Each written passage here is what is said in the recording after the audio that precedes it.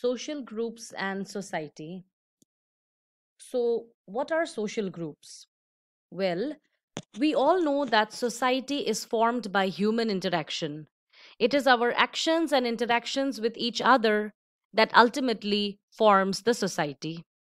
We as human beings, as individuals or as members of society, interact, communicate, and in that way construct certain social collectivities. When I say social collectivities, I refer that collectivity to be a social group. Every society has got such collectivities or social groups, which are formed by human interactions and communications. So, when I say collectivities or groups, then you should remember that we have something in common with others in the same group.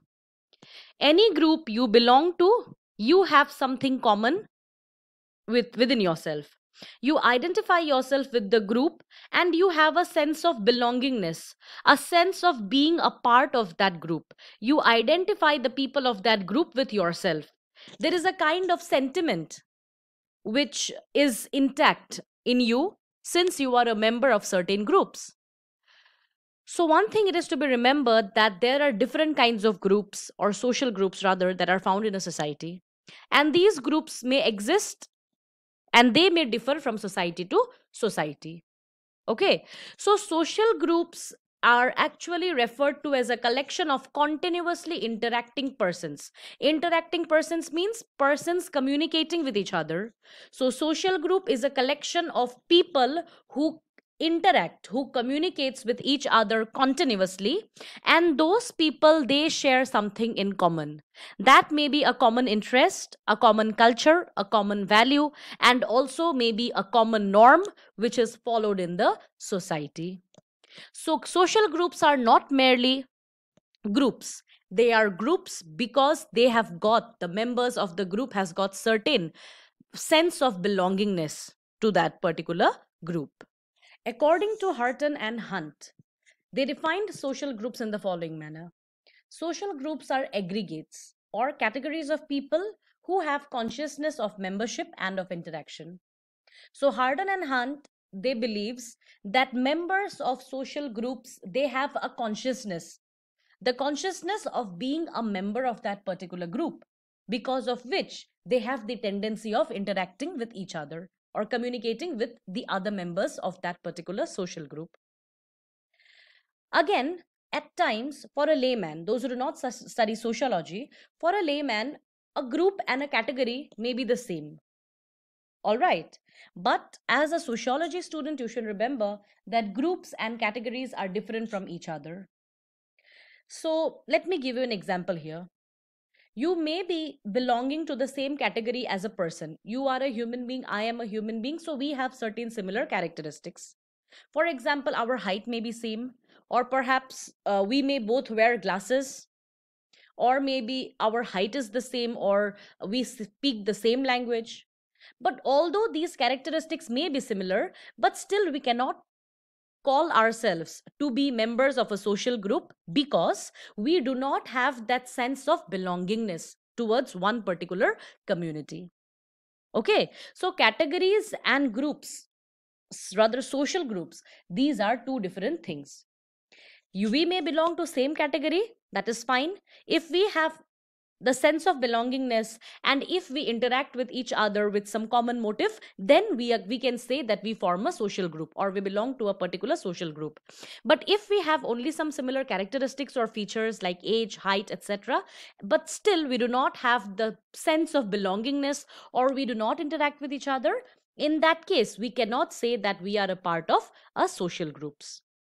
Okay, so in that case we can say that we are just aggregates. Aggregates means just a normal collection of people. A collection of people who are at the same place at the same time. But although they are at the same place or at the same time, but still there is no definite connection with one another. There is no need to interact with each other, because of which we cannot say that they belong to a particular social group. I have given the example of passengers waiting at a railway station or in the bus stop or airport. or even the cinema audience. So we all are just aggregates. We cannot define as social groups. We are aggregates because we may go for doing the same thing, but we have no kind of interactions. Neither do we have the sense of belongingness towards each other. So by now, I am sure you are clear about the concepts of social groups and the concept of category or aggregates. So remember, to call yourself a member of a social group, you need to have a sense of belongingness, and you need to have interaction and communication with each other in a continuous process. And aggregates are nothing but they're simple groups. They're simply collection of people who are at the same place at the same time to do the same thing perhaps, but they do not have any kind of interaction, neither do they have a sense of belongingness towards each other. Then I would like to give you the meaning of another kind of a group in society, that is called a quasi group. So what is quasi group? See the point here.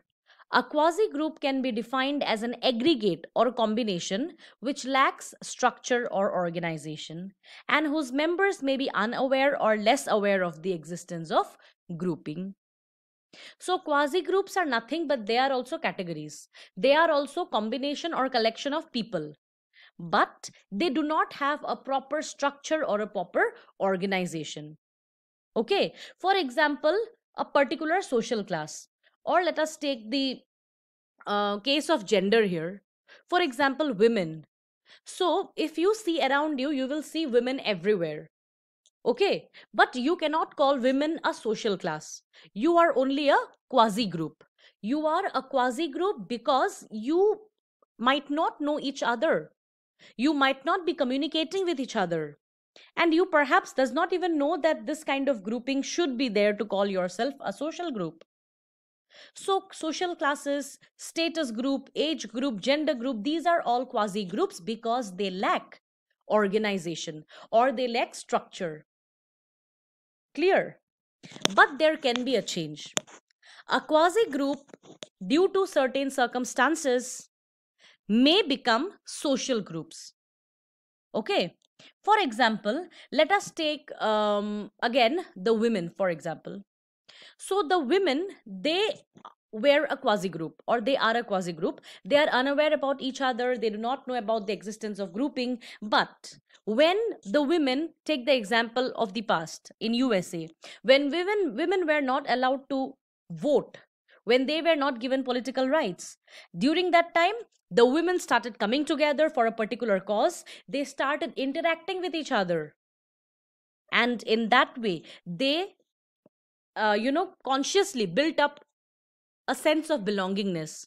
And together they started a movement, which later on gave them the right to vote. So, people belonging also again to the same caste, they might not know each other, they might not be interacting with each other. But when a political party is formed, for example, the Dalits, when a political party for the Dalits are formed, then all of a sudden a group consciousness comes. So, a quasi group in this manner has the capability to become a social group, especially when there is class consciousness or group consciousness. So, these are the main features or characteristics of a social group.